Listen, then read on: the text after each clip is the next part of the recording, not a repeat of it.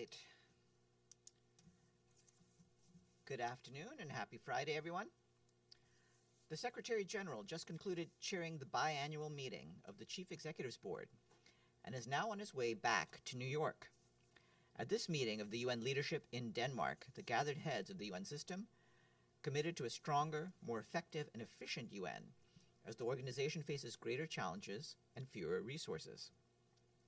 This is the aim of the UN 80 initiative.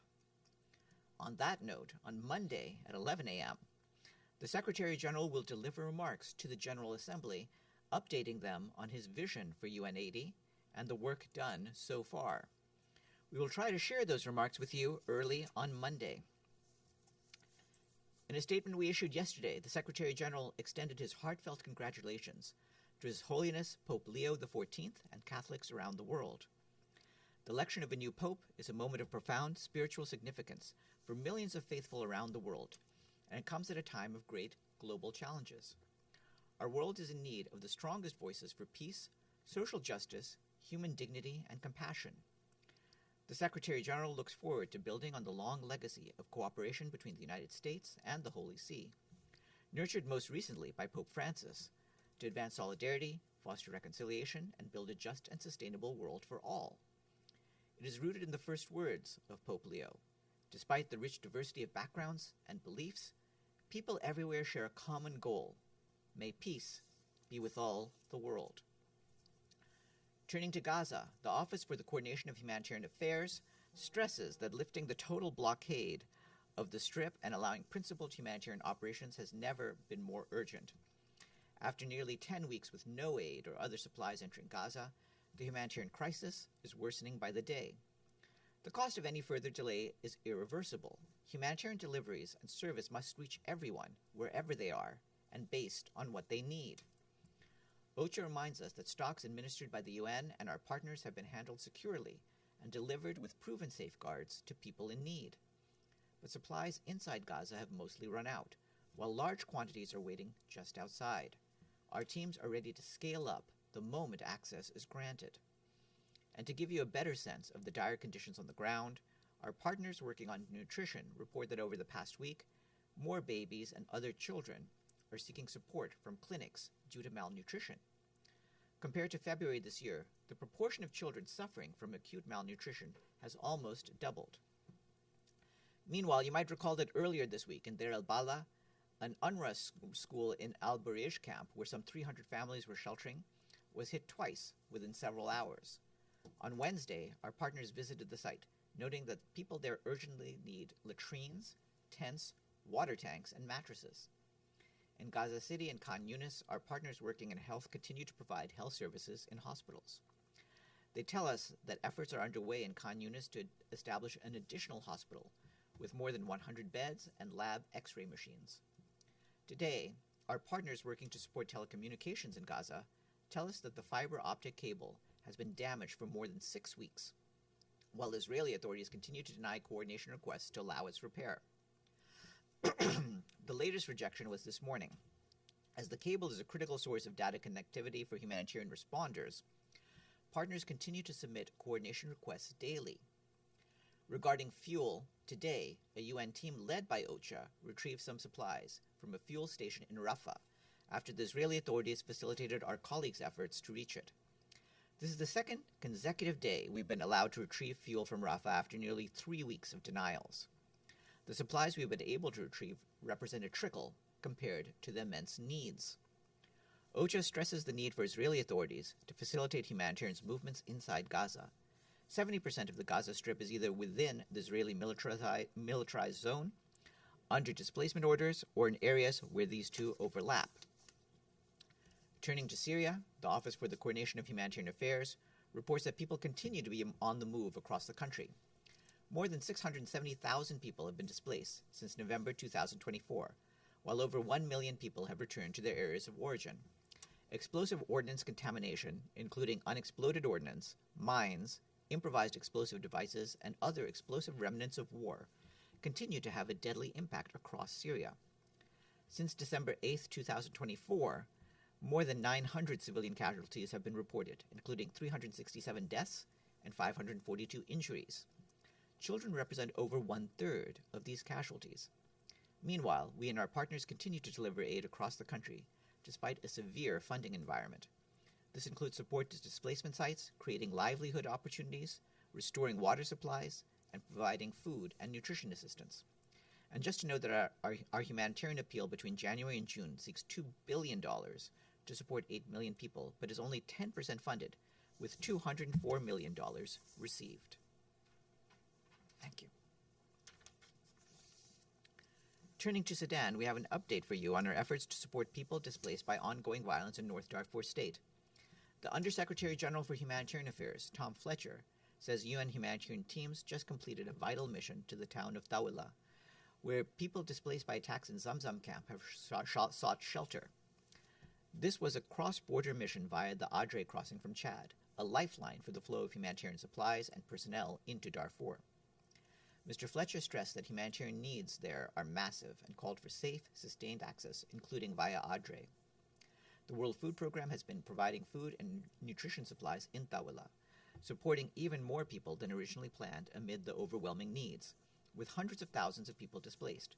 So far, more than 300,000 people in Tawila who fled Zamzam and El Fasher have received vital food and nutrition aid from WFP. And as we told you yesterday, WFP says more aid is on its way over the coming week. Non-governmental partners have been on the ground, responding despite limited resources and the volatile operating environment. We call once again on all parties to facilitate safe, unhindered, and sustained access to the area via all necessary routes. Our humanitarian colleagues also underscore the urgent need for stepped-up, flexible funding to sustain and expand life-saving support for people in need in North Darfur and elsewhere in Sudan. In the Democratic Republic of the Congo, the Office for the Coordination of Humanitarian Affairs reports that due to funding shortfalls, the humanitarian community has reprioritized its response plan. As a reminder, the full humanitarian response plan this year aims to assist 11 million people across the DRC at a cost of $2.5 billion. Within that plan, our humanitarian partners have identified life-saving interventions to help 6.8 million of the most vulnerable people at a cost of $1.25 billion, approximately half of the full plan's requirements. But as of today, only $233 million has been received. That's only half the amount we had secured by this time last year, despite escalating needs in the wake of the crisis in the east. OCHA is also calling for greater protection of civilians in conflict-affected areas and more support to prevent the collapse of essential services and address the root causes of the crisis. As an example of how dire the humanitarian situation is, the Congolese government has officially declared a cholera outbreak in 6 provinces. As of this Monday, more than 18,000 cholera cases and 364 deaths have been reported since January, and health authorities are facing shortages of medical supplies. Authorities have requested more support from partners, including strengthening epidemiological surveillance, ensuring access to clean water, and distributing hygiene kits. The World Food Programme today warned that conflict, displacement, economic deterioration, and recurrent extreme weather in West and Central Africa are driving millions of people towards emergency levels of hunger, or IPC Phase 4. According to the latest food security analysis of the Cadre Harmonisé, more than 36 million people are struggling to meet their basic food and nutrition needs, a number projected to rise to over 52 million during the June-August 2025 lean season, including almost 3 million in emergency conditions, IPC4, and 2,600 people in Mali at risk of facing catastrophic hunger, IPC5. WFP aims to reach almost 12 million women, men, girls, and boys in West Africa and the Sahel with assistance and nutritional support this year to help the most vulnerable withstand hunger shocks when they inevitably occur. This year, WFP has already reached 3 million of the most vulnerable with life-saving assistance, including refugees, internally displaced people, malnourished children under 5, and pregnant and breastfeeding women and girls. And in Haiti, our humanitarian colleagues say that a recent surge in armed violence in the Lower Artibonite department has forced thousands of people to flee their homes. According to the International Organization for Migration, more than 16,000 people were displaced between the 28th of April and the 3rd of May, with many families now living in makeshift shelters with limited access to safe water, food, and healthcare. OCHA is supporting authorities to identify priority needs and is coordinating the response, UNICEF supported the deployment of 3 mobile clinics, reaching nearly 2,000 displaced people this week. UNICEF is also working with partners to sustain pediatric, nutrition, and immunization services and pre-positioned hygiene kits for nearly 2,000 people. Particular attention is also given to children who are bearing the brunt of the ongoing violence. UNICEF and its partners are setting up child-friendly spaces in displacement sites, providing psychosocial support and strengthening case management systems to monitor and respond to serious protection concerns. While access remains a challenge in some areas, our teams on the ground are working closely with local partners to ensure that assistance reaches those most in need. Turning to Colombia, our humanitarian colleagues tell us that nearly 50,000 people in the Chocó region, in the west of the country, have been under complete mobility restrictions during this first week of May. They remain cut off from essential services due to activities of non-state armed groups. Since the start of the year, more than 775,000 people in Colombia have suffered total mobility and access restrictions, confinements, or displacement due to armed conflict and clashes among non-state armed groups and the security forces. This means that communities are restricted from accessing food and healthcare, among other critical services. The UN Refugee Agency and UNICEF will next week assess the needs and support the communities in Chocó affected by these restrictions. The $342 million humanitarian response plan to assist some 2 million vulnerable people is only 14% funded, with $48 million received so far. And the UN Refugee Agency tells us that Costa Rica's ability to assist refugees from Nicaragua is being threatened by major funding cuts to the agency. As of March this year, Costa Rica hosted more than 194,000 Nicaraguan asylum seekers and 9,216 recognized Nicaraguan refugees, accounting for over half of all displaced Nicaraguans worldwide. Over the past years, humanitarian aid, including crucial financial assistance that has supported integration, has enabled thousands of Nicaraguans in Costa Rica to access legal support, navigate asylum procedures, and pursue other legal pathways. However, this lifeline is now in jeopardy as a 41% reduction in funding has already forced the suspension or cuts of many essential services. UNHCR is appealing to the international community for increased support to maintain life-saving operations in the country. The organization needs $40.4 million to continue its critical work in the country this year. The Emergency Relief Coordinator, Tom Fletcher, has released 2 new allocations from the UN Central Emergency Response Fund. The first $2.5 million allocation will support the response to the arrival of more than 60,000 refugees in Uganda from the Democratic Republic of the Congo since the start of the year. With the new funding, UN and partners will provide life-saving assistance to over 40,000 refugees, including clean drinking water, food, healthcare, and nutrition support. And in Angola, a $1.8 million SURF allocation will support the urgent response to cholera amidst the worst outbreak in the country in 2 decades. Since January 2025, the outbreak has spread to 17 out of Angola's 21 provinces, with a total of more than 18,000 cases and 586 deaths reported as of May 7th. The allocation will support the scale-up of the response and help prevent a further spread of the disease. Today is World Migratory Bird Day. This day aims to raise awareness of migratory birds and issues related to their conservation.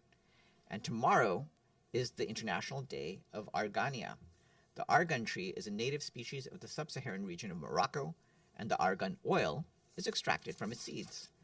And last, we would like to say thank you to our friends in Somalia and Israel for their full payments to the regular budget. The payments from Somalia and Israel bring the number of fully paid member states to 103. And that's it for me. Are there any questions? Are there no questions today? That would be amazing. Oh, there are questions online. First, Abdelhamid, and then Gabriel. Abdelhamid. Thank you, Farhan, for giving me the question first. UNICEF said that almost 96% of the people in Gaza had no access to water. Are you aware of this development, and what do you say to that? Yes, we've been alarmed by the amount of restrictions to food and clean water all throughout Gaza. And it's clear that what's needed is for there to be operating desalination efforts throughout Gaza, so that they can have access to clean water again. Right now, unfortunately, because of the lack of fuel, desalination plants have not been able to operate in some areas, and so we're having problems getting clean water to those who need it. My second question is about Nablus. Today, Israel stormed a house and killing 2 people inside the city of Nablus. I have noticed that the reporting about the developments in the West Bank is not coming frequently in your daily report. So can you shed more light on the developments in the West Bank? Actually, we have been reporting regularly. I remember reporting on the West Bank at least twice this week. So we're continuing to provide those reports as we get them. I don't have any details on Nablus other than our awareness that there has been military activity there, and we certainly hope that efforts will be taken to avoid civilian casualties. Gabriel. Thank you, Farhan. A housekeeping question to start. On the Secretary General's remarks on Monday to the plenary on UN 80, are you expecting some level of granularity and an update on what we already know, or is it more of a broad brushstrokes on UN 80? Well, we'll have to see when we get that. But certainly he wants to update them not just on his vision, but also on the work that's been done so far. So there will be some details about the kind of specific work that's been taken up until this point. Did you have anything further? I have one more, if you don't mind. Okay, one more. Thank you. Just to be clear, Israel is allegedly setting up what they're calling a quote-unquote Gaza Humanitarian Foundation. You've been very clear, and the Secretary General has been very clear about the UN's position on taking part in any of these alleged plans by Israel and the United States to take over the Gaza Strip. But my question specifically is twofold. One is, has Israel reached out to the UN, to your knowledge, for any engagement on participating in this foundation, number one? And number two, there are reports that David Beasley is being talked to with Israel about leading this foundation. You obviously know who David Beasley is. Does the Secretary General have any guidance to former UN employees on their potential participation in this Israeli scheme? Well, regarding that, obviously, if someone is not a UN employee, we don't have any responsibility or over their actions. So we can't presuppose what they will or will not do. Regarding contacts that our humanitarian colleagues have had on this plan, I can tell you that the Office for the Coordination of Humanitarian Affairs and its partners attended a meeting with the United States a few days ago as part of our continuing dialogue on how to ensure that aid reaches the people of Gaza in line with humanitarian principles. And of course, on the principles, as you mentioned, we have our guidelines, and we are sticking to those. Joe?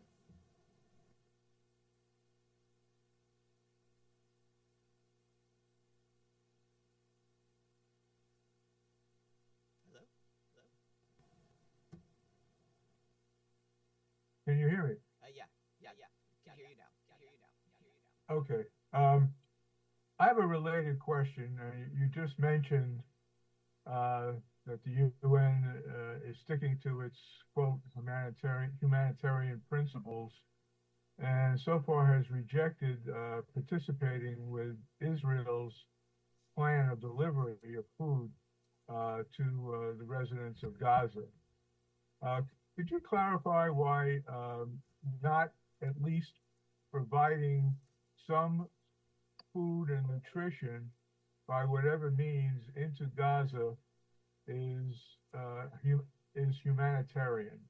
Wouldn't it be better to at least allow and see how the Israeli plan works and deliver food and relief before prejudging? Thank you. It's not a question of prejudging. We have been involved in a dialogue about what the plan specifically entails. And as I've said previously, what has been presented to us appears designed to further control and restrict supplies down to the last calorie and the last grain of flour. The Secretary General has made it clear that the UN will not engage in any arrangement that fails to uphold the humanitarian principles of humanity, impartiality, independence, and neutrality. And with that, I wish you all a good afternoon and a good weekend.